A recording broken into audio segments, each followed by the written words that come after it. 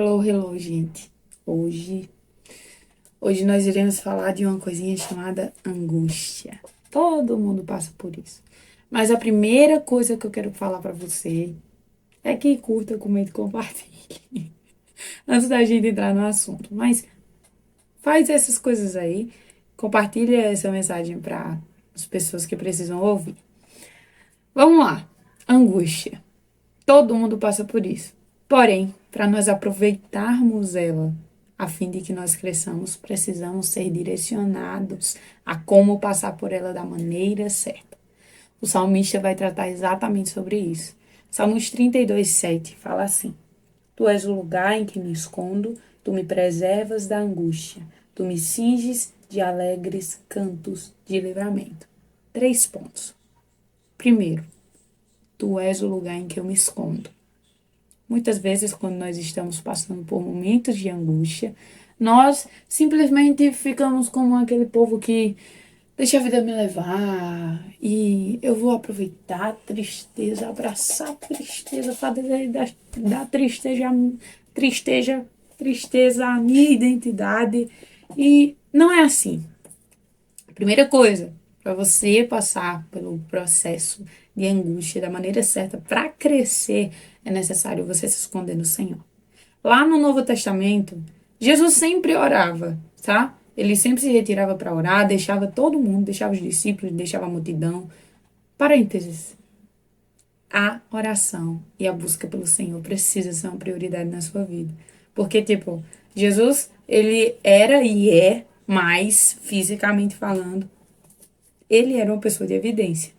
Então, sempre tinha alguém que precisava ser curado, sempre tinha alguém que precisava dele, precisava do seu poder. Os discípulos às vezes precisavam dele. E enfim, só que ele entendeu que a oração, a busca pelo Senhor precisa ser prioridade na minha vida, porque isso é o lugar em que eu me abasteço. Foca nessa palavra, abastecer. O que o salmista disse foi: Tu és o lugar em que eu me escondo. Tu és o lugar em que eu me abasteço. Lá na frente, no Novo Testamento, ainda continuando a questão sobre Jesus, tem um momento específico que Jesus se retira para orar, lá no Getsemane, se eu não me engano. E ele se retira para orar e a oração dele é o seguinte: Senhor, afaste de mim esse cálice. Contudo, seja feita a sua vontade. Ele entendeu o negócio, velho. Ele entendeu que a situação de angústia que ele estava passando iria levar para o crescimento e cumprimento do propósito quando ele se submetesse à vontade do Senhor, que já era o que estava acontecendo, ele já estava se submetendo a isso. Porém, existem certos momentos que nós ficamos tristes, que nós sabemos que precisamos passar por certas situações e que nós precisamos ter o discernimento, como Jesus teve, de saber separar a dor e o propósito. Sabe? É nesse momento de esconderijo que nós entregamos a nossa dor ao Senhor e esse fardo que estava na gente agora se torna leve porque nós entregamos isso ao Senhor para continuar com aquilo que nós estávamos fazendo. E é exatamente isso que Jesus faz. Ele pega e diz: Ó, tá doendo, eu sei que eu vou passar por muitos processos de dor, mas eu quero entregar isso. Eu não queria estar vivendo isso, mas eu vou porque eu te amo. Então, eu vou entregar isso ao Senhor e eu quero que o Senhor faça a sua vontade. E aí ele descansa. Porque a Bíblia também fala que nós devemos ir ao Senhor, porque Ele é o nosso lugar de descanso. Diz assim: Vinde a mim, todos cansados e sobrecarregados, e eu vos aliviarei. Aprendei de mim, que sou manso e humilde de coração. E aí é o descanso, velho. Aí é que se torna leve. Jesus é leve.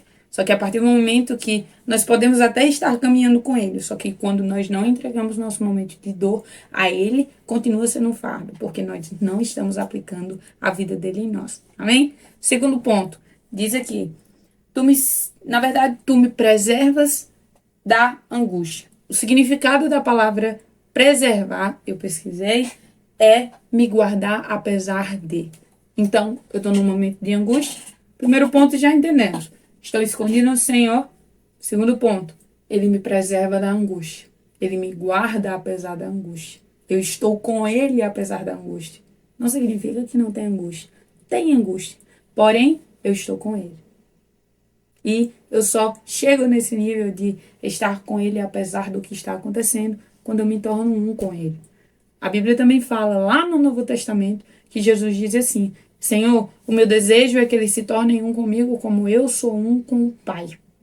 E isso é através do relacionamento. Isso é através de me esconder, escolher me esconder no Senhor. Porque eu não sei se você prestou atenção, mas aqui no na parte 1, eu separei por 3 partes. É um versículo só, mas para entender. Porque isso é um processo.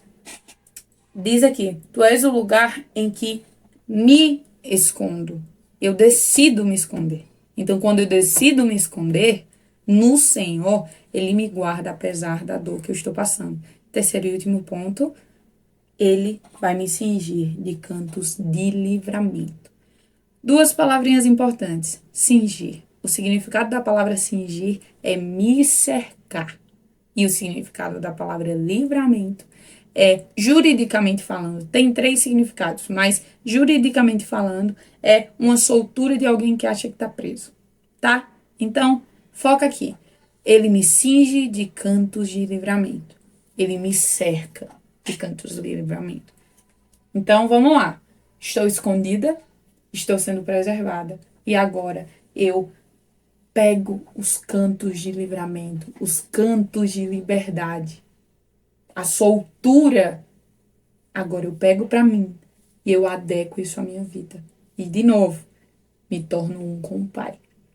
Ah, Juliana, mas a dor continua aqui. Beleza, só que agora eu tô escondida, eu tô sendo preservada e eu entendi que a vida de Deus e a vontade de Deus é boa, perfeita e agradável na minha vida e por isso eu aplico isso. Amém? Se cinjam dos cantos de livramento, porque isso muda toda a perspectiva acerca da dor. E você vai conhecer lugares no coração do Senhor que só a dor pode te proporcionar. Não existe momentos alegres. Você vai aprender isso, amém? Existem momentos alegres, mas existem coisas no coração de Deus que você só descobre na dor. E é aí que tá a beleza da dor. Fiquem com Deus. E até o próximo vídeo.